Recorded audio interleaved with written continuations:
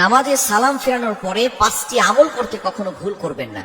প্রত্যেক ফরজ নামাজের পরে এই 5টি আমল কখনো মিস করবেন না। নবীজি সাল্লাল্লাহু আলাইহি ওয়াসাল্লাম এই 5টি আমল আরো বেশি আমল করতেন। আমি আপনাদের কাছে সহজ করণার্থে 5টি আমলের কথা বলছি। এগুলো অবশ্যই আমরা নামাজের সালাম ফেরানোর পরেই আমরা আমলগুলো করব। প্রত্যেক ফরজ নামাজের পরে নামাজ অবশ্যই পড়বো, মাস্ট বি। নামাজ পড়ার পরে আমরা এই 5টি আমল কেউ ছাড়বো না। 1 নাম্বার, সালাম ফেরানোর পরেই আপনি একবার উচ্চ স্বরে বলবেন আল্লাহু আকবার।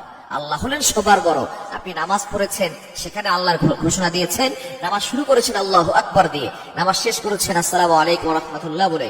এরপর আপনি আবারও আল্লাহু আকবার বলে আল্লাহকে ঘোষণা দিয়ে যাচ্ছেন, আল্লাহ আপনি হলেন সবার বড়, আপনার থেকে বড় আর কেউ নাই। এরপরে আপনি বলবেন আস্তাগফিরুল্লাহ। মুসলিম শরীফের হাদিস, তিরমিজি শরীফ, বিভিন্ন সিয়াসিতার হাদিসের কিতাবের ভিতরে হাদিসটি এসেছে।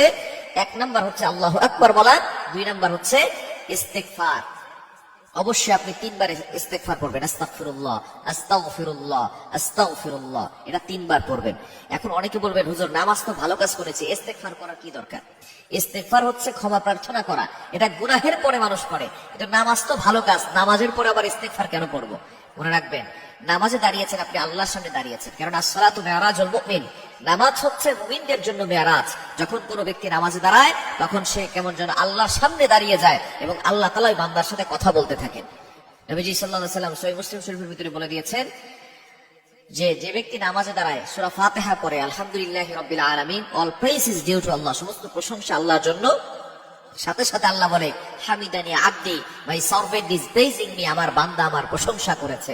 সুতরাং বান্দা আল্লাহর সাথে নামাজের ভিতরে কথা বলে। এখন আপনি নামাজের ভিতরে আল্লাহর সামনে দাঁড়িয়েছেন, এখানে যদি আপনার কোনো ভুল হয়ে যায়, আপনার জানা হোক অজানা হোক, জানা অজানা কোনো ভুল হয়ে গেলে আপনি আল্লাহর কাছে ক্ষমা চাইবেন। ভালো কাজ নামাজ, এই ভালো কাজের ভিতরেও আমাদের ভুল হওয়ার সম্ভাবনা আছে।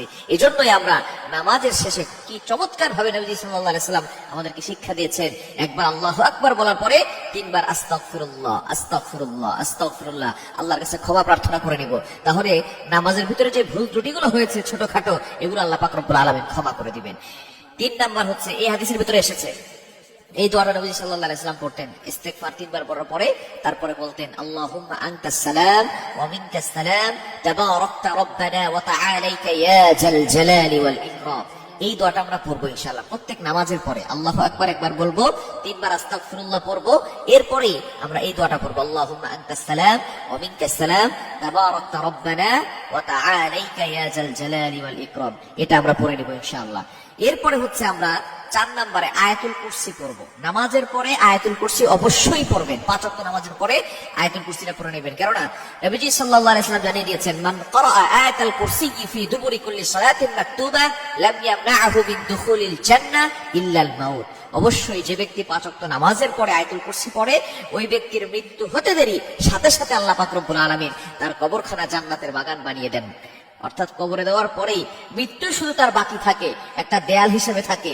মৃত্যু হতে দেরি, ইন্তেকাল হতে দেরি, আল্লাহ পাক রব্বুল আলামিন সাথে সাথে তার কবরখানা জান্নাতের বাগান বানিয়ে দিবেন, সে জান্নাতে ঢুকে যাবে। এজন্য অবশ্যই 5 ওয়াক্ত নামাজের পরে আমরা আয়াতুল কুরসি কখনো মিস করব না। 5 নাম্বার আমলের কথা, সেটা হচ্ছে সুবহানাল্লাহ 33 বার, আলহামদুলিল্লাহ 33 বার, আল্লাহু আকবার 33 বার। এরপরে 100 নম্বরের সময় 33 33 33 হয় 99, 100 বারের সময় পড়বেন লা ইলাহা ইল্লাল্লাহু ওয়াহদা লা শারীকা লা লাহুল মুলকু ওয়া লাহুল হামদু ওয়া হুয়া আলা কুল্লি শাইইন কাদির। সহিহ মুসলিম শরীফের হাদিস, তিরমিজির ভিতরে রয়েছে, যে ব্যক্তি এই আমলটি করবে আল্লাহ পাক রব্বুল আলামিন ওই ব্যক্তির পিছনে যত গুনাহ আছে সকল গুনাহ খাতাগুলো ক্ষমা করে দিবেন। আরো একটি আমলের কথা বলে দেই, সেটা হচ্ছে সূরা ইখলাস, সূরা ফালাক, সূরা নাস, অর্থাৎ 3 কুল, শেষের 3টা সূরা আপনি একবার করে পড়ে ফেলবেন ইনশাআল্লাহ। এই 5টি আমল সাথে আরো একটি আমলের কথা বললাম, এই